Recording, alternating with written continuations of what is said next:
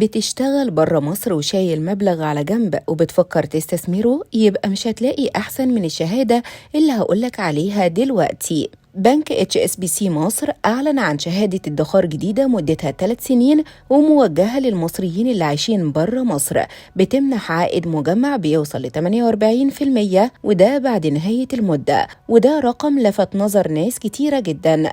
الشهادة دي بتبدأ بحد أدنى 10,000 جنيه مصري، وبيتم إصدارها باسم العميل نفسه. كمان العائد الشهري بيتحول مباشرة على حسابه في البنك، سواء حساب جاري أو توفير. ومن مميزاتها كمان إنها بالجنيه المصري، لكنها بتتربط من حساب بعملة أجنبية بما يعادل القيمة، وده بيسهل على المصريين بالخارج التعامل معاها من غير تعقيد. مدة الشهادة 3 سنين ومفيش عليها ضرائب، وبتمنح عائد سنوي حوالي 16%، وفي النهاية بيبقى إجمالي العائد 48% بعد 3 سنين.